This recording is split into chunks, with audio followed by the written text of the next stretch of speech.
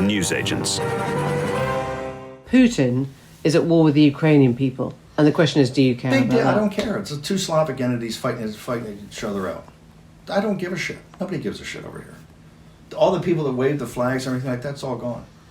That is the voice of one of the key architects of the entire MAGA campaign.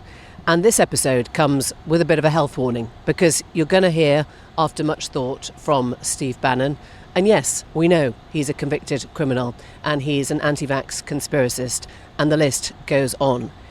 But he has taken us privately, quietly, into the heart of the MAGA strategy and how they think they're going to win in 2024. And we think that's something you might want to hear. It's not going to be a sit-down interview, because it would just end up as a shouting match, and we thought, what's the point in that? And probably annoy the hell out of you as well. But there are certain things he has said which are really interesting. There's a lot we have totally disregarded, but it is worth listening to, because Donald Trump could be the president in 2024, and it tells us a lot about how he's planning to win that election and what he'll do if he succeeds. Welcome to the newsagents. The newsagents. It's John. It's Emily. And in a moment, we're going to get a tour of the White House from John Sopel, former Washington resident, because this week we are here. And we are here because it is a week that will clarify the choice that lies ahead for November 2024. Trump will clinch the nomination to be the Republican candidate for president, and Biden will make a State of the Union address where his faculties and his delivery will be tested as much as anything he actually announces. And if you missed our episode yesterday, it's worth catching up, because we have been in the heart of the MAGA crowd trying to understand what is driving them back to Trump for a third time. And that's on Newsagents USA. But we are sitting on a rooftop overlooking the White House. Beyond that, the Washington Monument. Beyond that, the Jefferson Memorial. And you can see the tourists in Lafayette Park. You can even see the odd sniper on the roof of the White House, hopefully not pointing his rifle towards us. When John offered us a tour of the White House, what we didn't realise is he was going to point to each window in turn and tell us exactly what room was there. Yeah. I've given you guys the full Tuppenny Halfpenny tour. Exactly. So that is where we are. And where we have been is, I guess, in a basement of sorts, metaphorical, literal. And we've been talking to the man who basically showed Donald Trump the path to his victory in 2016. The man who, when that Access Hollywood tape emerged, told Trump that none of the foul, misogynist, abusive things that had come out would matter to voters. He should just go for it anyway.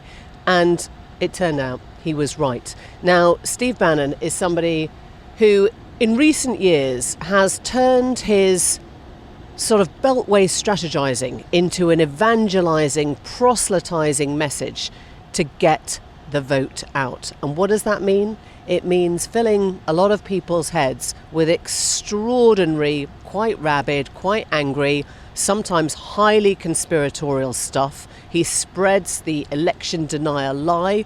He says that Trump won the election when we know he didn't. But what he did for us was tell us how they are trying to get certain demographics of voter that Republicans have never reached before. And this is the interesting thing about Bannon, and where he's such a kind of contrarian figure and controversial figure, because a lot of people would say he's a white nationalist, he's a racist, and yet if you listen to what the strategy is for how Trump wins in 2024, it is kind of fascinating, because there is a recognition that after the overturning of Roe versus Wade, the 50-year-long rule that allowed women the right to have an abortion, that gets overturned, and it has cost the Republicans dearly. So they have lost, and Bannon accepts that they have lost women in the suburbs and college-educated women. When we were in Richmond, Virginia at the weekend, there were a lot of older women still out for Trump. Younger women were much thinner on the ground. And so where does Trump make up the votes that have been lost? It's among black men, it's among Latino men, it's among Asian men. And kind of when he said it, I just thought, oh my word, I hadn't anticipated that. And he believes that a kind of slightly macho, slightly kind of anti-gay, anti-trans, anti kind of some of the things that are taught in schools is going down really, really well with that section of the population, and Trump is tapping into something that could become really huge. Yeah, and you might kind of barf at this, double take at least, but I think he sees it as a masculinity vote. It's about machismo. And you won't particularly like the framing of this, but essentially there is a constituency of black and Hispanic and Asian voters who they believe have been taken for granted by the Democrats, and they now think that they can talk the language of machismo to get these young men back. And that's why you will see Trump attending SneakerCon, this conference of kind of all hail the sneaker. He's introduced the high tops as if, you know, the only thing that black young men are interested in is kind of sportswear. It plays into just about every single racial cliche you can imagine. But they think it is working because the poll numbers are starting to move in their favour. You know, the first rally that Trump was able to hold post-COVID in the 2020 election was down near Orlando. And he came on stage to Macho Man by Village People. And it kind of was high camp in some ways. It was sort of ironic, but it's actually now serious. And that's the important thing. And the other thing that Trump has said out loud, which is, again, astonishing, and it just needs underlining, is that Trump thinks that black people now relate to him because he's had a mugshot. Brackets like them, because obviously we all know that all blacks are criminals. Exactly. I mean, it's just he's astonishing. Been persecuted, I've been persecuted, I'm indicted, I had the same lived experience as you guys. This is a paraphrase. Well, we'll let that one lie there, but hear it from Steve Bannon trying to explain now what that strategy is and why.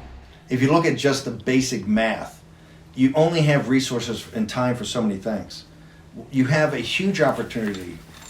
Black men and Hispanic men. Hispanics are cutting for us. Yeah. Asians are breaking hard right.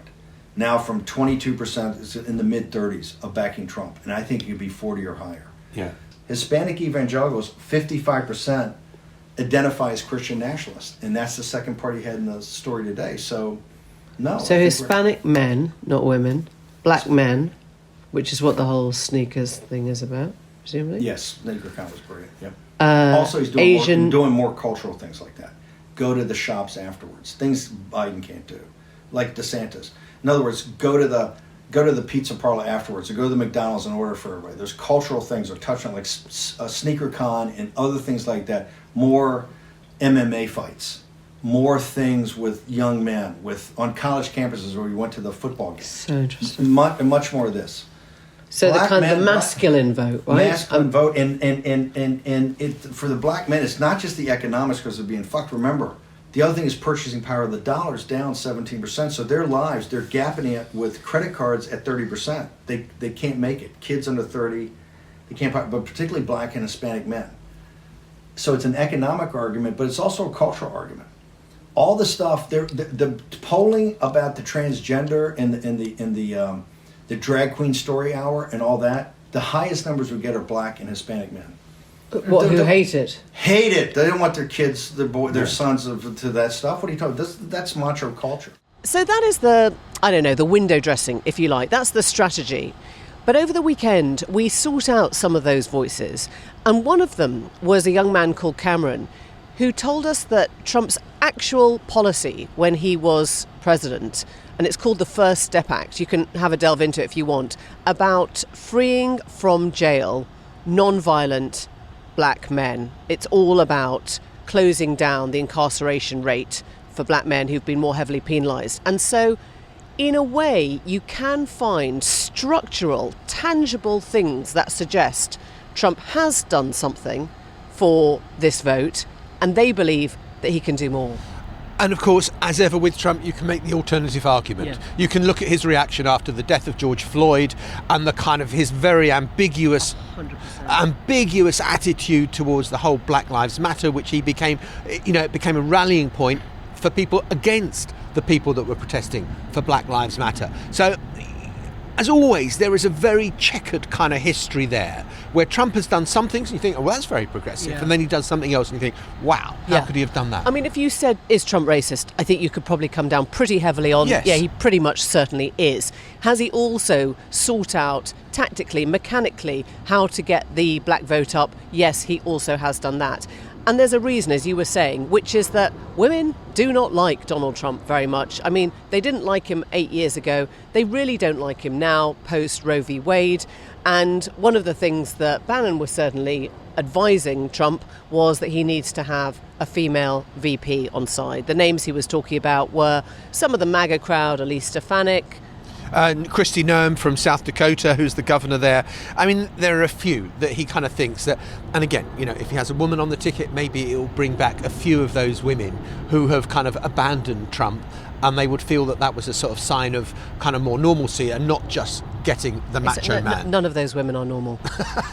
Well, you can argue that with them. I want you to go and talk to Kristi Noem and Elise Stefanik and say, you are not normal. Right. I mean, I guess that is the thing. In a way, Trump doesn't actually is unlikely to pick his VP, according to any rational sort of logic. It is going to be a beauty parade. I mean, not a literal beauty parade, but kind of not far off, where you're going to see various different people. The apprentice coming into a room, and then the door will shut. You won't see what happens behind the camera, but you'll know they've been auditioned, and then a name will emerge. And it will also be a humiliation derby, as well as a beauty parade. He'll probably try and talk to Nikki Haley. He'll probably try and talk to all the people that he's definitely not going to give a job to, just to prove that they are still, I don't know, slightly craven towards him. So we've talked about what the strategy is to get him to November 2024 and how he wins the election. It was really interesting as well to listen to Bannon about what would happen afterwards. And I think on the subject of NATO, we took out slightly different things, where you thought it was much more reassuring about American membership, and I wasn't quite as convinced. Okay, well, no, I think that's right. I mean, what I asked him directly was whether America under Trump would pull out of NATO. And he shot back straight away and said, no, that's not what this is about. I think he said constitutionally it becomes very difficult for them to leave a treaty. So Trump's hands are tied. But he said it's about getting the members to pay their dues and to stop just taking America and American money for granted when they should be paying their own defence. And he named Giorgia Meloni, the Italian Prime Minister, who, you know, he said does all the talk, you know, does the shoulder-to-shoulder with Zelensky stuff and then cuts the Italian defence budget, and even said that, you know, what we're seeing with NATO is they promise 1 million, they deliver 300,000 shells, and they say, oh, that's enough to be getting on with. He basically turned it into a stop being hypocritical, don't give us a hard time, we're not just there to baby you anymore. But I think that what was implicit as well in what he said was the threat, which is, no, we don't want to leave NATO. We just want the other NATO countries to be spending at least 2% of their GDP on defence. And if they fall short, they pay arrears as well. And so he's seeing a kind of massive bill that will be laid at the feet of the other NATO members, which will probably be received, frankly, more favourably than it was in 2016 when he tried the same thing, because, you know, we've now had Russia-Ukraine, and a lot of countries fearful about what happens on their border as Russia looks aggressively, perhaps to a post-Ukraine situation. And is it Finland next? Is it the Baltic countries next? Is it Poland next? And the rhetoric has been hotting up, and maybe you will see countries more willing to put more money into NATO. I also think that what we heard from him shows the distance that lies between the Ukraine war for Europeans and the Ukraine war for Americans. And he summed it up in that first clip that you heard, which is, hey, I don't give a damn. It's two Slavic countries battling it out. They're miles from us. They don't really fear for America's safety in the way that I think Europeans genuinely do, right? We look at Ukraine and then we think of Finland and then we think of Poland and we compare it to Czechoslovakia in the 1930s. Exactly. And we think that this is kind of, you know, the rise of Hitler Mark II. Americans don't see it, or at least Republicans, or at least MAGA Republicans, don't see it in that way. They just think of it as the rest of the world asking America to spend their tax money on something they just don't care about. So a bit more about Bannon, because I think he is a kind of really complex, difficult character to understand.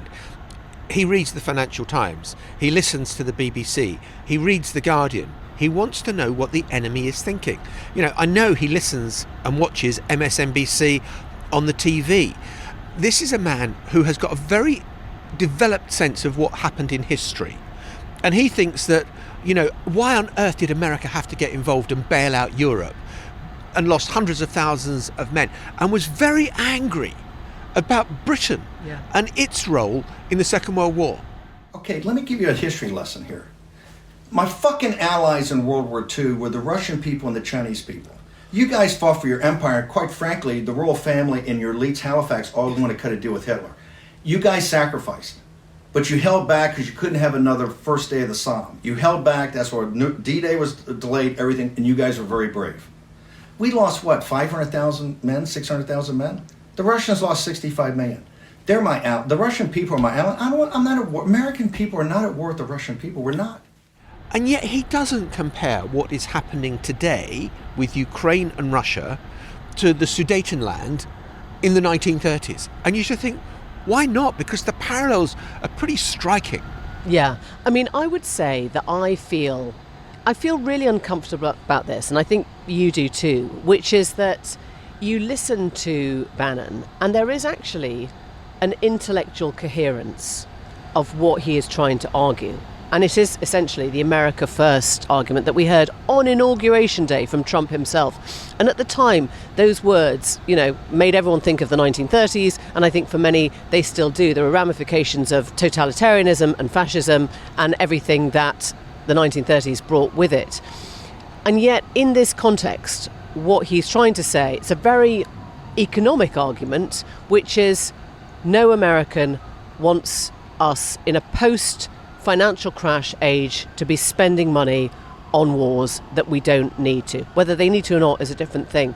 And I think one of the problems that we had, and one of the reasons that we spent a long time trying to decide whether we were actually going to put him on air and talk about this, is that we don't want to lionize what he is saying. I think there's some deeply repellent ideology in a lot of what he is behind here.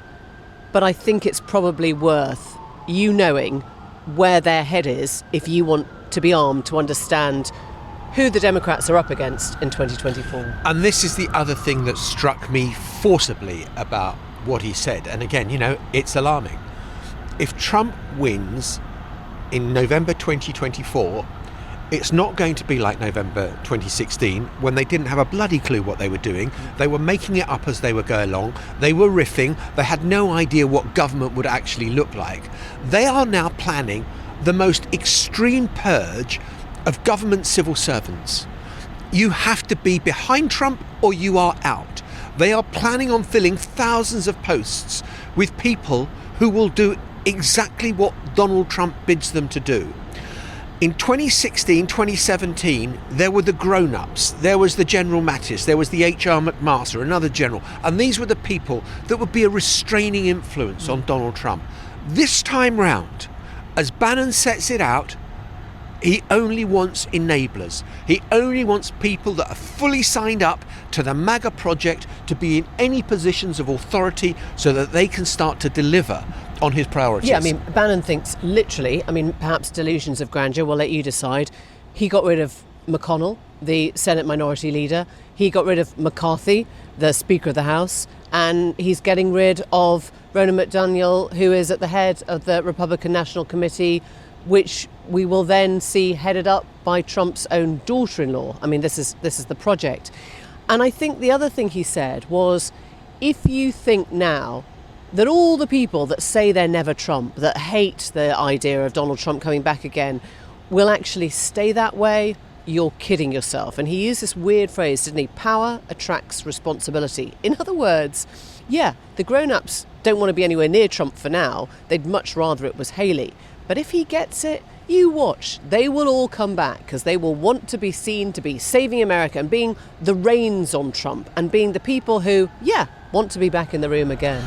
What is terrifying is the whole US Constitution is built on the idea of checks and balances. If Donald Trump wins in November, he wants to do away with both the checks and the balances. In a moment, we'll be bringing you the latest on the Supreme Court decision which could actually remove Donald Trump from the ballot.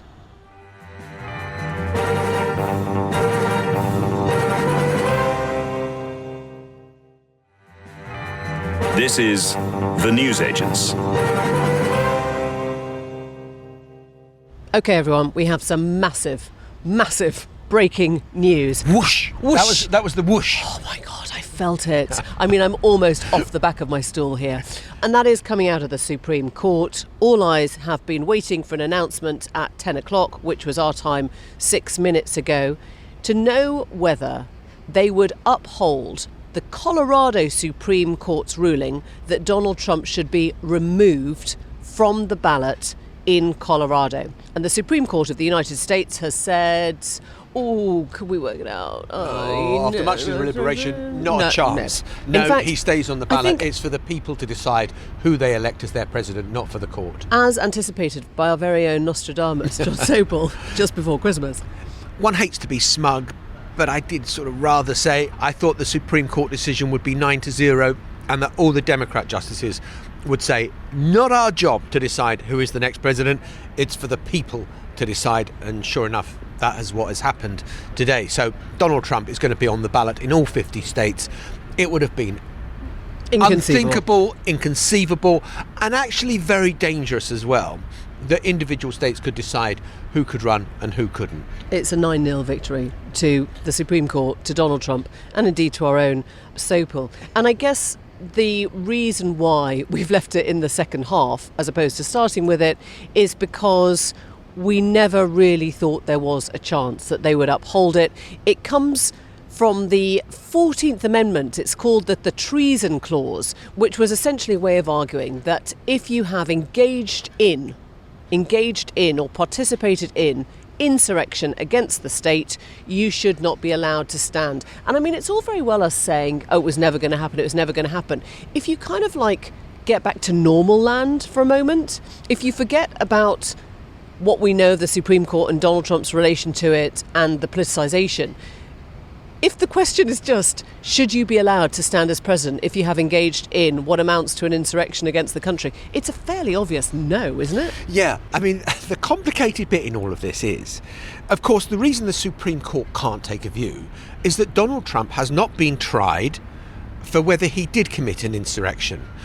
The weird thing, of course, is the Supreme Court is delaying the potential for any trial of that nature until after the election, by which time it will be too late if Donald Trump has won. It's an absolute Escher-painting vicious circle of why you can't hear one case without hearing another case. But what Donald Trump has done magnificently, brilliantly, inevitably, is delay every single court case so far that could remove him from the political equation. And so, big surprise, he'll remain on the ballot. And I think probably we haven't had a response yet from Democrats, but I'm imagining that they'll say, good, because we want to fight this, on the ballot, on the campaign trail, not in the courts. Exactly. And which means the race carries on as normal, with Donald Trump taking on Nikki Haley for the Republican nomination. And then after that, you're going to have the battle, presumably in November, between Joe Biden and Donald Trump. But last night... Other bit of breaking news. Wow! In Washington, D.C. Nikki won. Nikki won. Her first primary.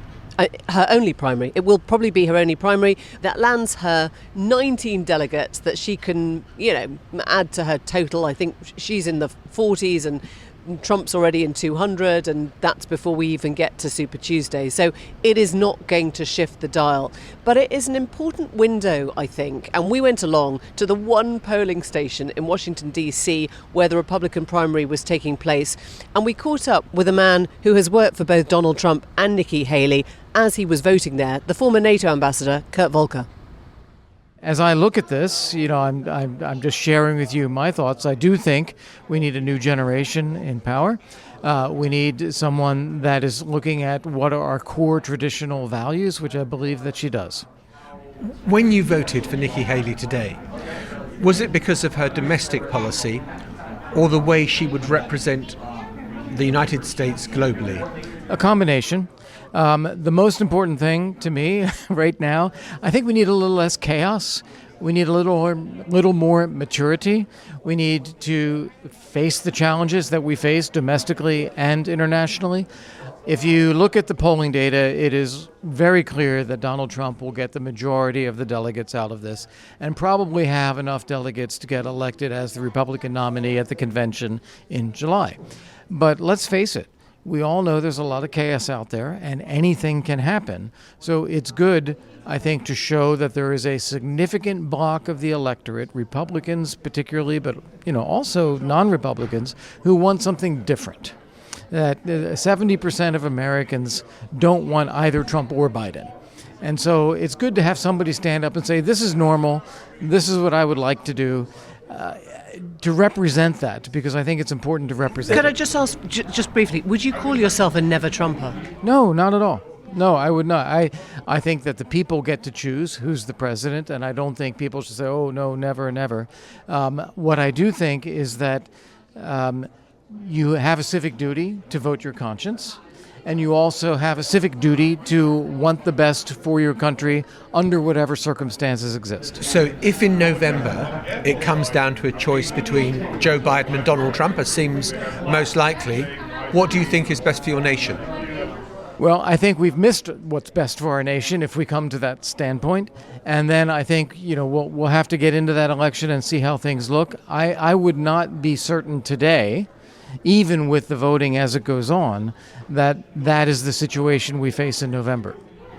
Why? What do you think might happen? I think on both the Republican and the Democratic sides, there's a lot of things that could happen that would interrupt one or the other or both being the nominee. So I just think we need to play it out. There is a feel here of what the Republican Party used to look and sound like. And I wonder whether you kind of think, Mitch McConnell's gone, Kevin McCarthy's gone, and the RNC could have Lara Trump at the top of it shortly.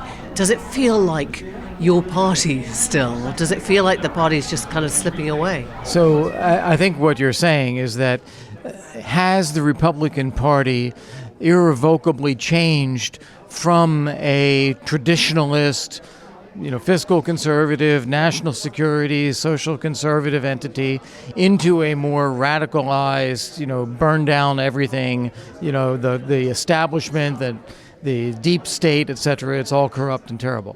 I don't think it's irredeemably that way. I think that is the way a lot of people feel right now. And I think there's even some good reason for people to feel that way. They feel that they're being, attacked or their views are under pressure.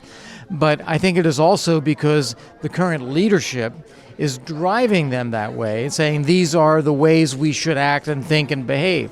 I think if you had different leadership, I think people would be actually very comfortable with more reasonable. They, and I live in Washington, D.C., but I'm connected to family that is in Florida, North Carolina, Pennsylvania, and so forth. And there, when I talk to people, they're not always well informed.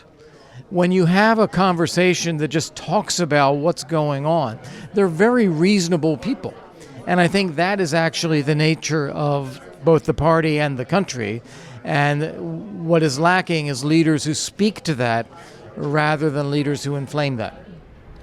And look, Kurt Vulker clearly behind Nikki Haley, wants her to do very well. There are a couple of questions about Nikki Haley and what she does next that I still think are interesting. One, if she loses to Donald Trump, which she will, does she announce that she is going to support him for the presidency? She has havered on that question. And two, and this is the real kind of curveball one, is it conceivable that she will launch a third-party bid for the presidency, run as an independent or run as a no-labels candidate for the president? Because if she did, that could be extremely disruptive to Donald Trump, because Republicans that don't like Trump would have a place to go. I think it all comes back to, without getting too Jerry Maguire, the money. It's all about whether the money stays with her, whether the sponsorship stays with her.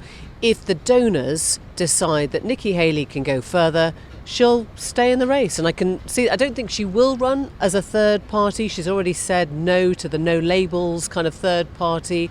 But I think she probably doesn't know herself, because she's waiting to see whether the donors want to kind of all get behind Trump now and just say, let's get this done, because we might be never Trump, but we're really never Biden, or whether she figures out that the tap's turned off and she's got nowhere to go.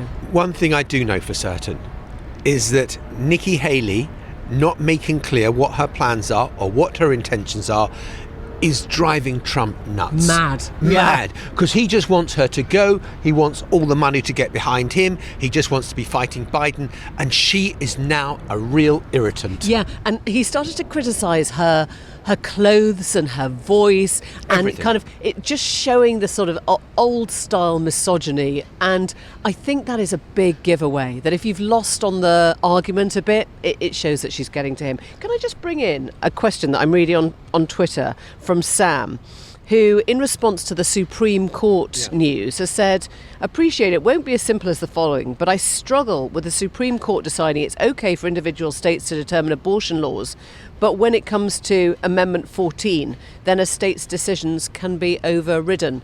It's just such a good question, Sam. States' right over federal rights. I mean, that is the kind of running argument that exists within the United States of America about what is the right of the state to decide and what is the right of the federal government to decide. I mean, the Supreme Court is there to adjudicate on the biggest things, and it didn't adjudicate whether abortion was legal or illegal. It said it was for the right of the state to decide. But on elections, it's saying it's for the people to decide. And that's why it is saying, that's the argument it's making, that the great tradition of American democracy is that things are decided at the ballot box, not 9 people wearing black robes in the Supreme Court up the road from here. Interesting. Okay, in a moment, we have secured an interview with a Republican candidate for the presidency. Don't get too excited, though. Do get too excited. It's not Donald Trump and it's not Nikki Haley, but it is Dave Stuckenberg. He believes he is the Dave to Trump's Goliath. And we're going to bring you that interview in a moment.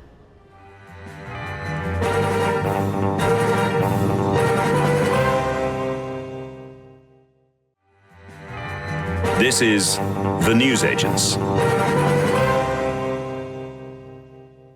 I follow American politics pretty closely. I mean, obsessively. I hadn't heard of Dave Stuckenberg until we turned up at the polling station and someone said to us, you know, there's a presidential candidate over there. We both, our necks swung round to see whether it was Donald Trump or Nikki Haley, and it was some guy we'd never ever heard of. He's kind of, I'm putting him in the one to watch category. His name is Dave Stuckenberg. He's a very interesting guy. He was in the military. He's studied warfare. He's also an inventor who's managed to sort of create a sort of salination or water purification system to get water into places where there isn't any.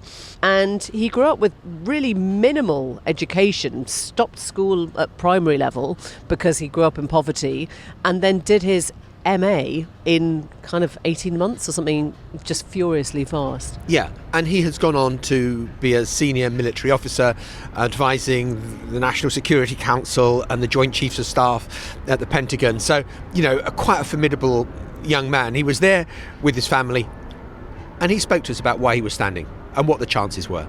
So why are you doing it? Good question.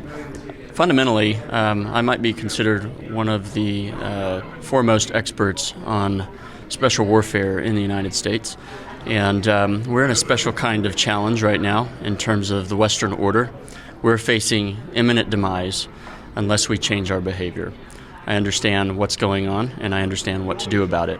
And we don't have time for bombastic politicians to wreck their way through the world order. Over the next 4 years.